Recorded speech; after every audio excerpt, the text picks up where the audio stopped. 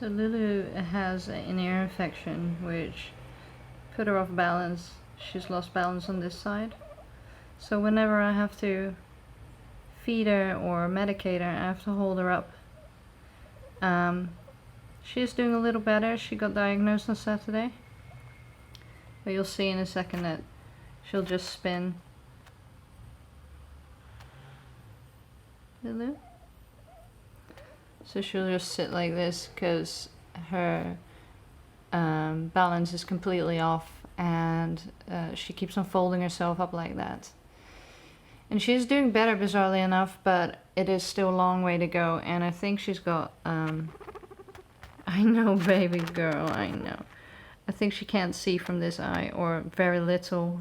She's very, very scared, of course, because everything's spinning and off kilter, and it's not good. And you can see how much she's pushing, like she's pushing to one side. She probably doesn't like this camera because everything seems to freak her out a little bit. And it came as a surprise because she was doing really well. She was gaining weight.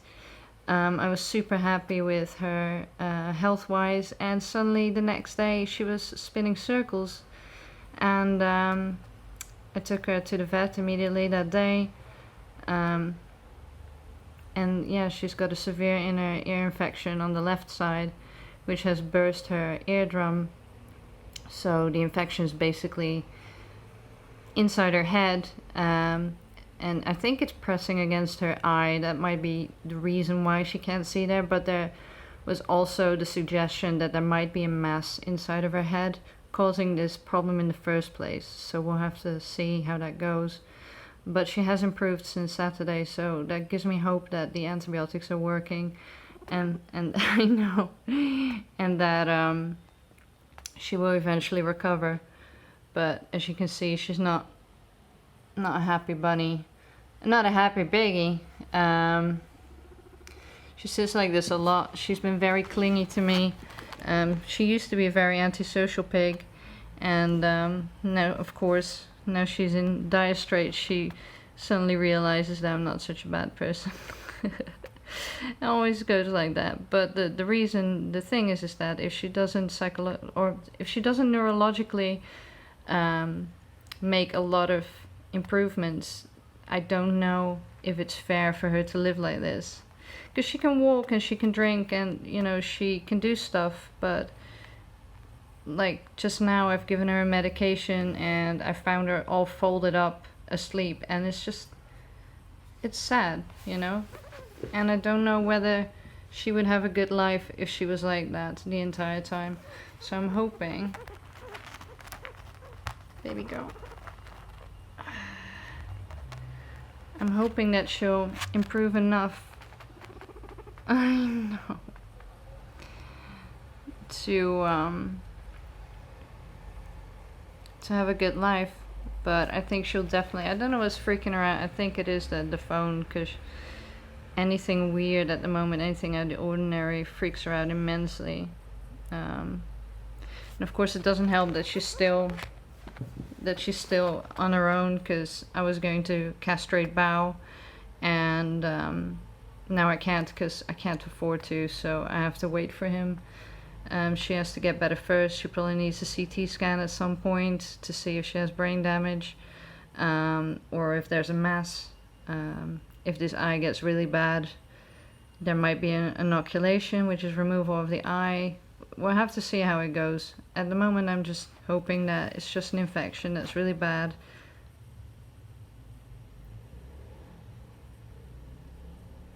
I heard Bao in the background. I thought, what the hell is that? He's happy as Larry. He doesn't give a shit. But yeah, she's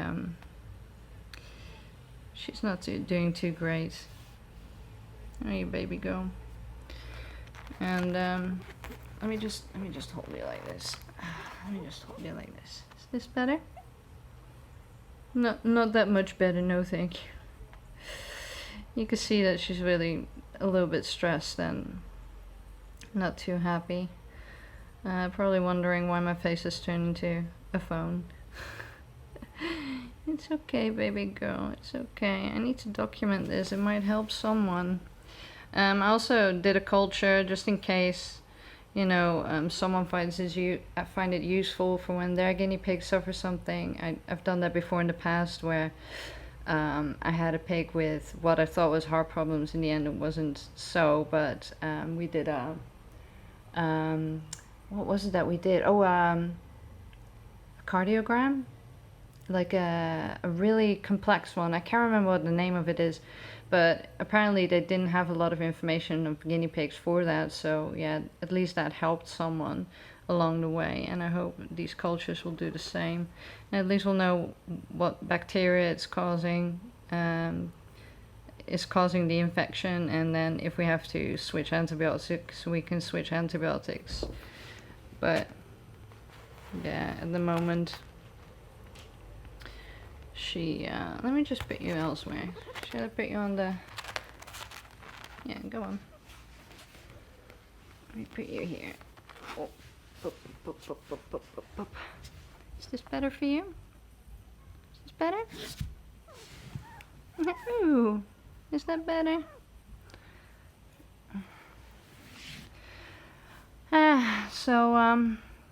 Yeah, I've been dealing with that for the last 3 days. I was really worried on the Friday, but at least she's making some progress. She's gained her weight back a little bit. She's drinking on her own again. Even though this looks really bad right now, it's because she's stressed out. But when she's relaxed, she doesn't actually tilt that much, unless she's asleep. And she can walk fairly straight now, so that's all improvement. She couldn't do that before. So I hope in a week's time she won't be curled up like this, and she'll have like semi-normal functions again. If not, then I'm afraid it's gonna be bad news. But I'm not giving up on her, and any well wishes is very much appreciated. Why don't you lean against the pillow like that? Is that better? That's usually how she sits in the cage. She'll sit against the wall or against something to prop her up, and then she'll just fall asleep like that. But it is really sad because I used to have double ear infections, inner ear infections as a child, and I know how painful they are and how disorientating and just everything. But I hope it's just that. And I'll just keep treating her. And in a week's time I'll go back to the vet and see what they say, if they think she keep going. She did say that sometimes it can take up to a month to clear. She might need her ears cleaned out as well, but they couldn't do that. They couldn't give her eardrops either because she has a ruptured eardrum, and they didn't want to directly put medication into her head, basically into her brain or on top of her brain. So yeah, it's tricky, but there are some good signs. But prognosis is still pretty much 50-50 at this point, so I thought I'd let you all know, and that's why there was no video yesterday, and why I've been a little bit off, because if I do have to put her to sleep, that would be the 5th animal I've lost this year, and I'm too heartbroken to even think about that. Like, this year sucks for many reasons, but animal wise it's been a nightmare. Like, I've lost almost all my pets, and apart from my reptiles are doing okay. Oh, they're okay. But birds and mammals, oh, Bao is okay. Bao is very healthy, my other pig that I adopted a while ago. He's a whopping 800 grams now, and Lulu is 850, so that tells you, like, she's 4.5 and he's 3 months, so hey, it's okay. I'll turn the camera off now, baby girl. It's alright. I just don't want to show my face right now, because I'm not looking my best at the moment, but I thought I'd document this anyway. Although I usually do my animals when I do all my past ill animals that passed away were on camera before. I always say I've got the camera of death. The Native Americans were right. Anyway, send your best wishes, and fingers crossed. And if you want me to update you all on Lulu, then I will.